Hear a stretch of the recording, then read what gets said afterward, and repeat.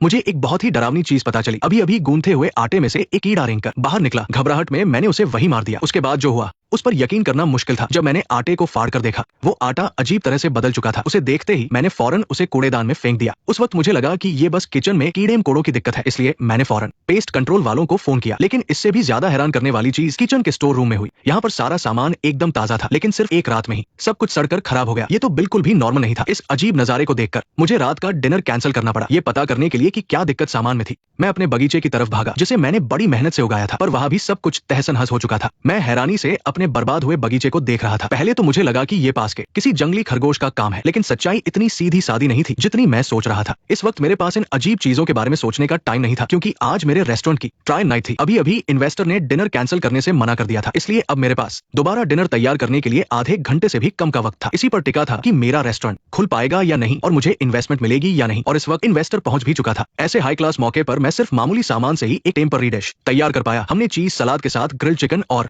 Roasted तिल की चटनी तैयार की थी। इन्वेस्टर को मजे से खाते हुए देखकर आखिरकार मेरी जान में जान आई। लेकिन मुझे बिल्कुल अंदाजा नहीं था कि जब मैं आखिरी डिश सर्व करके उसके बारे में बता रहा था, तभी एक हादसा हो गया। अभी अभी सर्व किए गए ब्लैक गोल्ड एग राइस में से एक कीड़ा रेंगकर बाहर निकला, और वो डरावने तरीके से टेबल पर रेंग रहा था। और तभी इन्वेस्टर बड़े मजे से खा रहा था। मैंने एक और चौंकाने वाली चीज देखी। इन्वेस्टर की प्लेट कीड़ों से भरी हुई थी, पर इन्वेस्टर को जैसे कुछ दिखाई ही नहीं दे रहा था, और वो चावल उठाकर अपने मुंह में डाले जा रहा था। इस शर्मनाक हालत को देखकर मैं सिर्फ शांत रहने का नाटक कर सका, और मैंने यूं ही एक बहाना बना दिया। इस तरह वो अजीब डिनर खत्म हुआ। मेरे पार्टनर जॉन ने मुझसे पूछा कि मैं अजीब बर्ताव क्यों कर रहा था। मैंने फौरन उसे समझाया कि हमने जो ये रेस्टोरेंट किराए पर लिया है, इसमें हर जगह कुछ न कुछ अजीब है। पर जॉन मेरी बात सुनने को तैयार नहीं था। उसे लगा कि ये सब मेरी गलती की वजह से हुआ है। अपने सामने बिखरे हुए किचन को देखकर मैंने सारा इल्जाम दिन वाले उस जंगली खरगोश पर डाल दिया। मुझे लगा कि उसी ने मेरा बगीचा बर्बाद किया था, जिसकी वजह से मुझे इतना खराब खाना बनाना पड़ा। ये सोच सोचकर मुझे और गुस्सा आया, और मैं चाकू उठाकर बगीचे की तरफ चल दिया ताकि उस खरगोश का काम तमाम कर सकूं। पर मुझे नहीं पता था कि इसी वजह से मुझे इस रेस्टोरेंट की और भी अजीब बातों का पता चलेगा। मैं खरगोश का पीछा करते करते जंगल के अंदर तक पहुंच गया, और वहां मैंने एक पुराना सा बगीचा देखा। वो जगह न सिर्फ डरावनी थी, बल्कि वहां तरह तरह के अनगिनत अजीब फूल और पौधे भी थे। यहाँ के सारे पौधे मैंने पहले कभी नहीं देखे थे। उनमें से एक छोटे से लाल रंग के फल ने मेरा ध्यान खींचा। मैंने जैसे ही उसे तोड़ा, मुझे यकीन नहीं हुआ। अगले ही पल उस फल में से अनगिनत कीड़े निकलने लगे। मैं बुरी तरह डर गया और पीछे हटने लगा। तभी मेरा पैर फिसला और मैं जमीन पर गिरकर बेहोश हो गया। जब मेरी आंख खुली तो मैंने खुद को पूरे कीचड़ में सना हुआ बिस्तर पर लेटे हुए पाया। पहले तो मुझे लगा कि मैं कोई सपना देख रहा हूँ, पर जल्द ही मुझे अपनी जेब में रात वाला वो लाल फल मिल गया। इसका मतलब मैं सच में उस खुफिया बगीचे में गया था। मैंने ये बात अपने पार्टनर जॉन को बताई, लेकिन उसे लगा कि मैंने जंगल के मशरूम खा लिए हैं और मुझे वहम हो रहा है। वो मेरे साथ अपनी पार्टनरशिप भी खत्म करना चाहता था, और चाहता था कि रेस्टोरेंट खोलने का सारा खर्च मैं अकेले उठाऊं। ये सुनकर मैं घबरा गया, इसलिए मैंने जॉन से बहुत मिन्नतें की और एक और मौका मांगा। मैंने वादा किया कि मैं एक ऐसी डिश बनाऊंगा जो आज तक किसी ने नहीं बनाई होगी। उसने मुझे 2 हफ्ते का वक्त दिया और कहा कि ये मेरा आखिरी मौका है। मैं जानता था कि ये मेरा आखिरी मौका है, इसलिए मैंने एक पल भी बर्बाद किए बिना डिश की प्लानिंग शुरू कर दी। लेकिन इतने ज्यादा प्रेशर में मैं कोई भी अच्छी डिश नहीं बना पा रहा था। जब मैं हिम्मत हारने ही वाला था, तभी मेरी नजर टेबल पर रखे उस लाल फल पर पड़ी। जैसे कोई अनदेखी ताकत मुझे उसे चखने के लिए उकसा रही थी। मैं हैरान रह गया। वो फल इतना स्वादिष्ट था कि उसे खाते हुए मुझे अपने आसपास की कोई खबर ही नहीं रही। मुझे फौरन एहसास हुआ कि जिस बगीचे से वो फल आया था, वो भी कोई मामूली जगह नहीं है। इसलिए मैं फौरन उस अजीब बगीचे में गया और वहां के हर एक पौधे को पागलों की तरह तोड़ने लगा। फिर मैंने इकट्ठा किए हुए सभी पौधों को एक एक करके चखना शुरू कर दिया। जैसे पुराने जमाने में ऋषि मुनि जड़ी बूटियां चखते थे, वैसे ही मैं एक शेफ ये सब्जियां चख रहा था। मेरा अंदाजा सही था। यहाँ के हर पौधे का स्वाद वाकई में बहुत अनोखा था। अनगिनत बार कोशिश करने के बाद मैंने लगभग जड़ी बूटियों पर एक पूरी किताब ही लिख डाली थी। सभी पौधों की खासियत जानने के बाद आखिरकार मैंने एक अपना खुद का अनोखा मेन्यू तैयार कर लिया, और मेरे सामने मौजूद ये अजीब दिखने वाले पौधे न सिर्फ मिट्टी की खुशबू दे रहे थे, बल्कि उनमें खमीर उठने जैसी एक तीखी महक भी थी। मैंने इन्हें टुकड़ों में काटा और फिर अच्छी तरह से पीस कर पाउडर बना लिया। फिर अपनी खास कुकिंग तकनीक का इस्तेमाल करके मैंने अपनी नई डिश बनानी शुरू कर दी। यहाँ तक कि टेबल पर रेंगते हुए कीड़ों को देखकर मैंने उत्सुकता से उन पर भी रिसर्च की और उन्हें तेज आंच पर भूनकर पूरी तरह सुखा दिया। फिर उन्हें ग्राइंडर में डालकर पाउडर बना लिया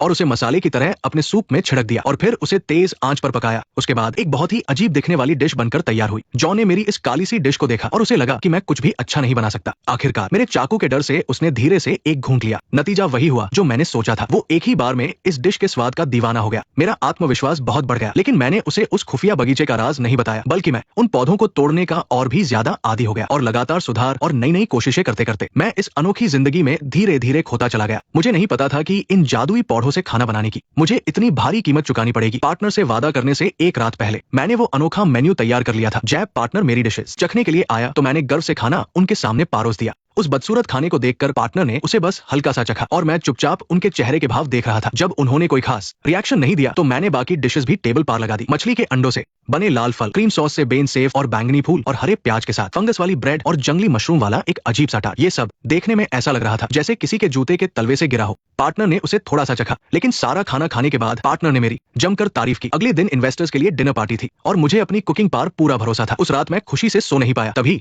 किचन से कुछ आवाज आई। जब मैं वहां गया तो डांग रह गया। किचन पूरी तरह बर्बाद हो चुका था। सारा खाना खराब कर दिया गया था और गुनाहगार किचन के कोने में बैठा था। जब मैं पास गया तो देखकर डर गया। एक दरवाना आदमी पागलों की तरह अपना ही हाथ चाबा रहा था। पार्टनर ने फौरन आकर उस आदमी को रोका। मुझे हैरानी तब हुई जब असिस्टेंट शेफ ने बताया कि वो उस आदमी को जानता है। असल में वो इस रेस्टोरेंट का पुराना मालिक था। अजीब बात ये थी कि एक भला चंगा इंसान यहाँ काम करने के 2 साल बाद ही पागल हो गया था। सबको शक था कि ये इस मैनहूज रेस्टोरेंट की वजह से हुआ है। उसकी डायरी से पता चला कि उसने उन रहस्यमयी पौधों का इस्तेमाल किया था, जिसके बाद वो पागल हो गया। वो जितना उसे करता उतना पागल होता गया। अब मुझे खतरे का एहसास हुआ। मैं अगला पागल नहीं बनना चाहता था, इसलिए मैंने बगीचे में जाकर उन अजीब और लुभावने पौधों को नष्ट कर दिया। मैंने सारी जामा की गई सब्जियां फेंक दी और तुरंत मेन्यू बदल दिया। मैंने फैसला किया कि मैं आम इंग्रेडिएंट से ही खाना बनाऊंगा। हालांकि किसी को मेरी बात समझ नहीं आई, लेकिन शाम होते ही सारे इन्वेस्टर्स रेस्टोरेंट में आने लगे। मैंने नॉर्मल सब्जियों से खाना बनाना शुरू कर दिया। जब पार्टनर को पता चला कि मैंने मेन्यू बदल दिया है तो उसने रोकना चाहा, पर मेरे पास समझाने का वक्त नहीं था। लेकिन जैसे ही मैंने उन जादुई पौधों का इस्तेमाल बंद किया, अजीब घटनाएं शुरू हो गई। जब मैंने पानी पीने के लिए ग्लास उठाया तो उसमें काइट रेंग रहे थे। इसके अलावा मैंने देखा कि किचन का सारा सामान कुछ हाई मिनट में सड़ने लगा है। यहाँ तक कि वेटर भी असेड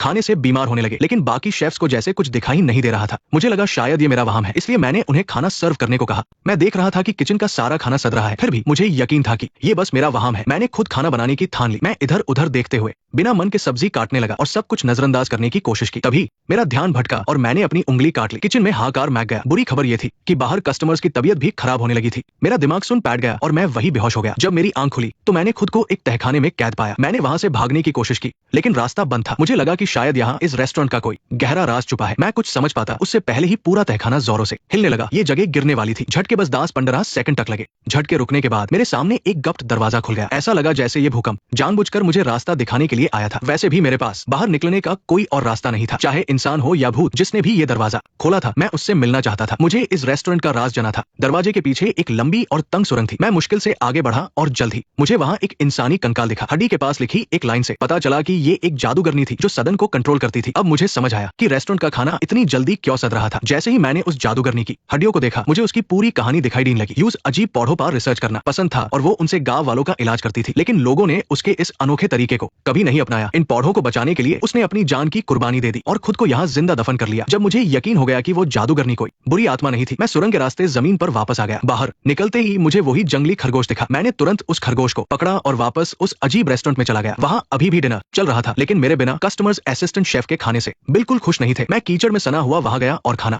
चखा। खाना वाकई बहुत बेकार था, इसलिए मैंने सबकी हैरानी को नजरअंदाज करते हुए जोर से चिल्लाकर सबको बाहर आने को कहा। मैंने रेस्टोरेंट के बाहर एक बहुत बड़ी आग जला दी थी। पार्टनर और बाकी शेफ्स के पास कोई चारा नहीं था, इसलिए वो सभी इन्वेस्टर्स को लेकर बाहर आ गए। मैंने बड़ी सी हांडी चढ़ाई और उस जादूगरनी के पौधों और उस खरगोश से सबके लिए खाना बनाया। ये खाना देखने में बहुत ही गंदा लग रहा था, लेकिन मुझ पर भरोसा करके कस्टमर्स ने डरते डरते उस खाने को चखा। खाते ही वो डांग रह गए। ये उनकी जिंदगी का सबसे स्वादिष्ट खाना था। वहाँ का माहौल फिर से खुशनुमा हो गया। तब मैंने वो अंगूठी पहन ली जो मैं उस जादूगरनी के कंकाल से लाया था और मैंने उसकी शक्तियों को अपना लिया। साइलेंस। स्वर्ग में उनकी आत्मा चाहती थी कि मैं उनका वारिस बनूं, इसलिए वो एक जंगली खरगोश का इस्तेमाल करके मुझे रास्ता दिखाएंगे, पर मैं हिचकिचाता रहा और उनकी दी हुई चीजों को इस्तेमाल करने की हिम्मत नहीं कर पाया। मूवी रिकाप यही खत्म होता है। ये एक अमेरिकी फिल्म है। कहा जाता है कि इस फिल्म में दिखने वाले तरह तरह के पकवान पूरी तरह असली हैं, जिन्हें एक बड़े शेफ ने तैयार किया है ताकि दर्शक इसे देखते समय कभी लजीज खाने को देखकर ललचाए तो कभी कीड़े मकोड़े और फफूंद देखकर घबरा जाए। सच में आपका मूड पूरी तरह ऊपर नीचे होता रहेगा। देखने के लिए शुक्रिया दोस्तों। आप जाकर ये फिल्म देख सकते हैं। नेक्स्ट पार्ट देखने के लिए वीडियो को लाइक करो।